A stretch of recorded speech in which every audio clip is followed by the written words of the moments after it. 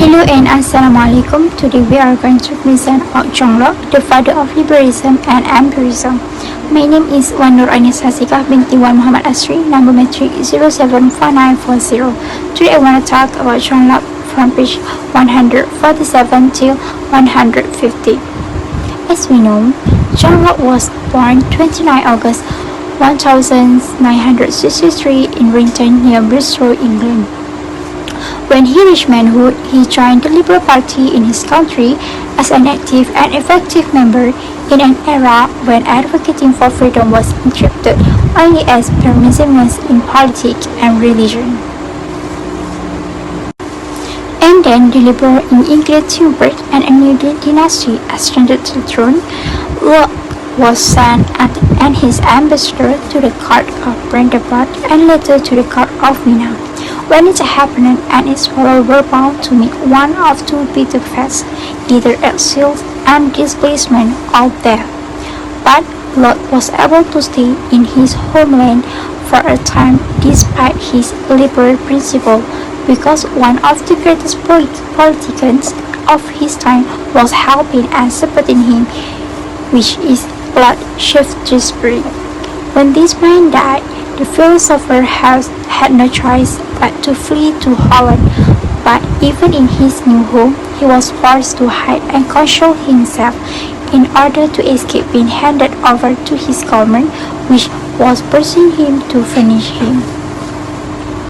And lastly, he was able to play a significant role in English life. Firstly, because of the power of his writing, its widespread popularity and its profound influence, and secondly, because of his remarkable energy and exceptional ability to guide and shape policy. When he reached old age weakening him, he retired to the peaceful and beautiful countryside to spend his final years. He died at the age of 73. His contemporaries all testified to his devotion to truth and his dedication to freedom.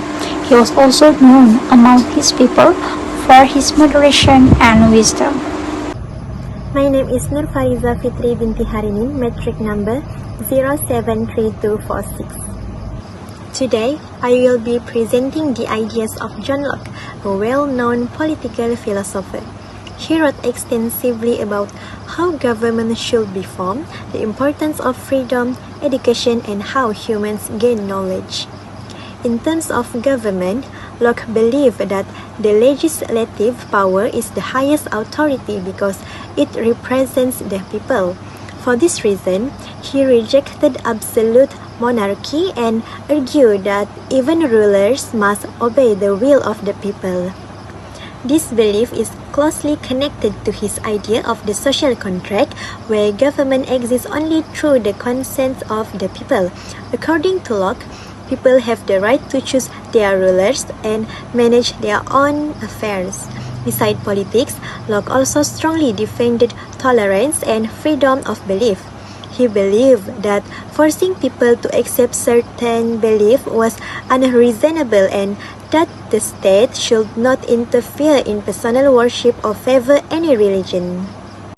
Locke also shared important ideas about education. He believed education should protect freedom of thought and should not be controlled by the government or the church. Instead, he supported private education that focused on practical skills. In terms of teaching methods, Locke suggested that learning should be practical rather than purely theoretical.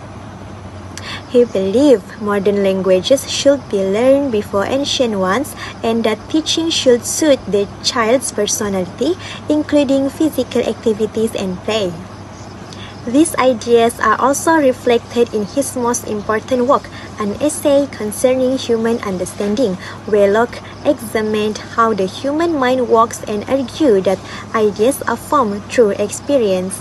In conclusion, John Locke was a strong defender of freedom, tolerance, and reason, and his ideas greatly influenced modern political thought and later philosophers such as Rousseau. My name is KHOYANI. My metric number is 074997 and This slide explains John Locke's view on human knowledge. Locke is considered a founder of modern philosophy because he studied how ideas begin and the limits of the human mind. He believed that the human mind has natural limits. When people think beyond these limits, it leads to confusion and doubt. Locke suggests that we should examine our mental abilities carefully.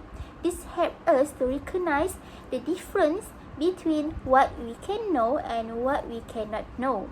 By accepting our ignorance is in unknowledgeable matter, we can think more confidently and effectively in areas that we are able to understand. Next, this slide explains Locke's rejection of innate ideas and his theory of experience. In essay concerning human understanding, Locke explained in his ideas in 4 main sections.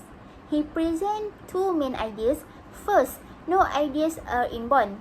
Second, all knowledge comes from experience. Locke says that ideas come from 2 sources. First, sensations, which come from the 5 senses, and reflections, which come from our mental activities. Even abstract ideas like space, time, and substance are based on experience. Locke also rejects innate ideas by saying that they are not known by everyone and they are not known from birth because children do not have these ideas too. Alright, my name is SHAFIQAH binti ZAHRI, number matric 07490.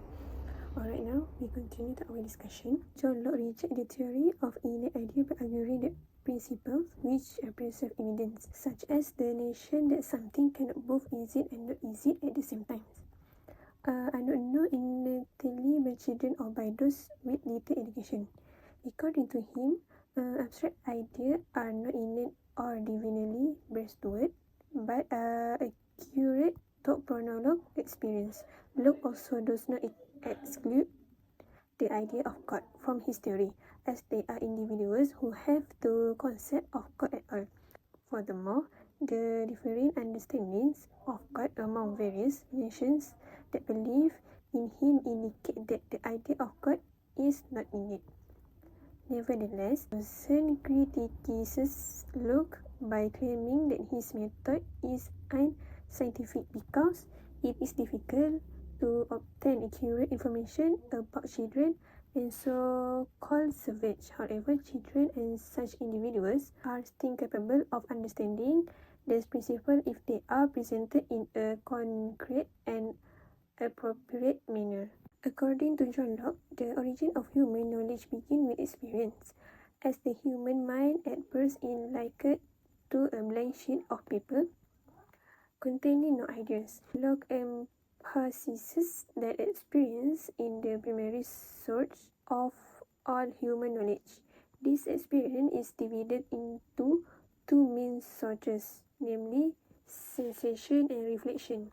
Sensation refers to the observation of internal objects to the senses, such as seeing, hearing, and touching, while reflection involves the observation of the internal operation of the mind, including thinking, remembering, and judging. All idea and knowledge arise from the combination of these 2 sources. According to Locke, the process of sensation occurs followed by reflection because the mind must retrieve information from the senses before it can process it internally. At the initial stage, the mind is passive and merely retrieve what is provided by the senses. Therefore, Locke argues that the human mind is incapable of creating or eliminating ideas on its own without reliance on experience. According to John Locke, the human mind plays an active role in the formation of knowledge by combining simple ideas retrieved from experience into more complex ideas. Although the mind is active in this process, Locke emphasizes that its activity is only formal in nature. This means that the mind does not create new ideas independently, but instead organize, compares, and arrange ideas that originate from experience. In other words, the content of knowledge is supplied by experience, while the mind functions as the processor that structure this content into meaningful forms. Locke further argued that the mind is incapable of adding any new material beyond what is provided by experience.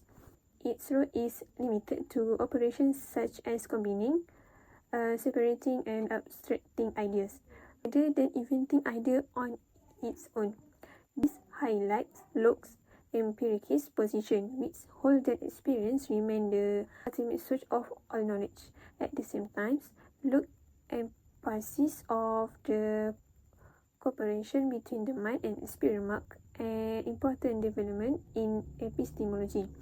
This view later became a foundational influence of the philosophy of Immanuel Kant, particularly in shaping Kant's attempt to reconcile empirism with rationalism.